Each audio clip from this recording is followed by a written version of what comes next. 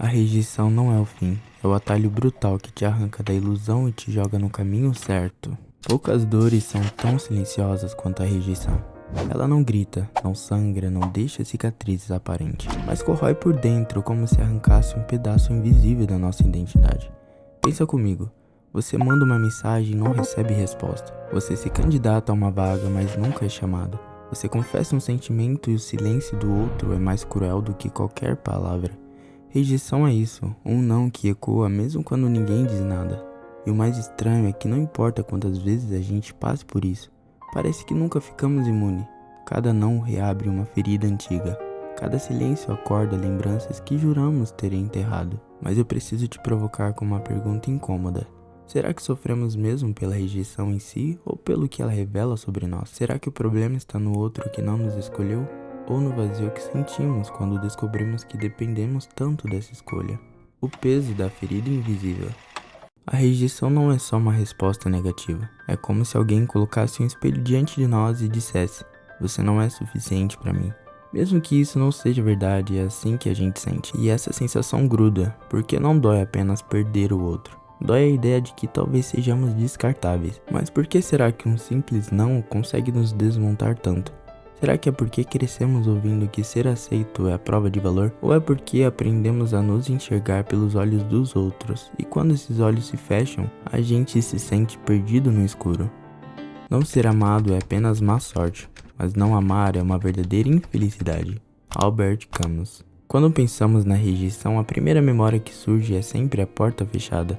O emprego que não deu certo, a pessoa que virou as costas, o convite que nunca chegou. Mas raramente lembramos das portas que continuaram abertas, dos olhares que ficaram, dos sims que já recebemos e que escolhemos ignorar porque o não falou mais alto. A rejeição é como uma rachadura no vidro. Os olhos só se fixam na parte quebrada. A gente esquece que, apesar da fenda, ainda existe todo um reflexo intacto. Só que, em vez de enxergar quem somos, nos perdemos tentando remendar o pedaço que se quebrou.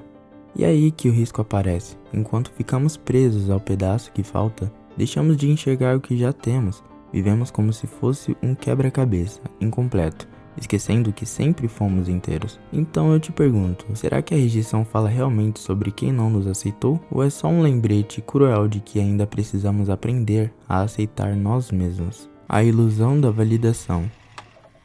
Muitas vezes, quando somos rejeitados, não sofremos exatamente pela perda da pessoa, do emprego ou da oportunidade. O que dói de verdade é não ter sido escolhido. É como se cada não fosse uma sentença. Você não tem valor. E a gente, sem perceber, acredita.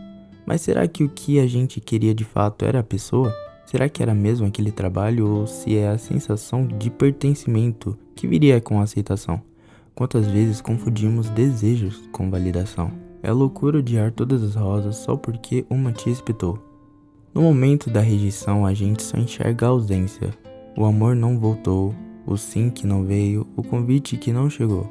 Mas esquecemos de algo óbvio. Não é a falta do outro que nos esvazia. É o espaço que já estava vazio antes, que agora se revela. A rejeição funciona como uma lâmpada acesa num quarto escuro.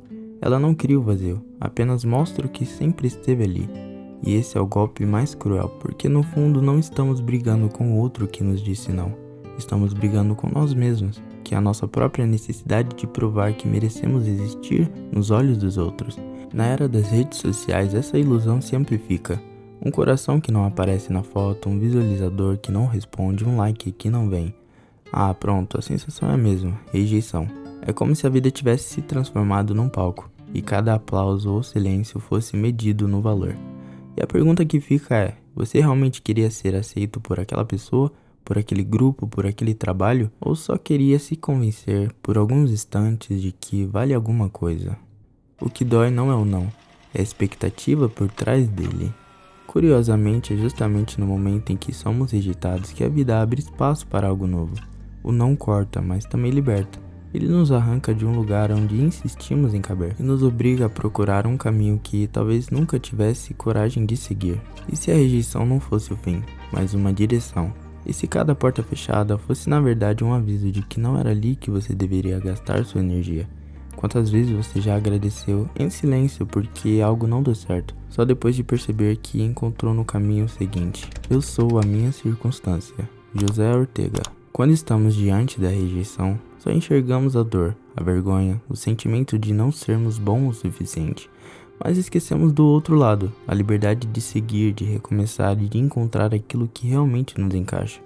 O que chamamos de fracasso muitas das vezes é só direcionamento. A rejeição é uma bússola às vezes. Não aponta onde devemos ir, mas revela onde não devemos insistir. Ela é o atalho disfarçado que corta laços com o que não nos pertence, abrindo espaço para o que realmente pode florescer. Só que, na prática, a maioria fica parado diante da porta que se fechou, forçando a abri-la, mendigando atenção, implorando aceitação.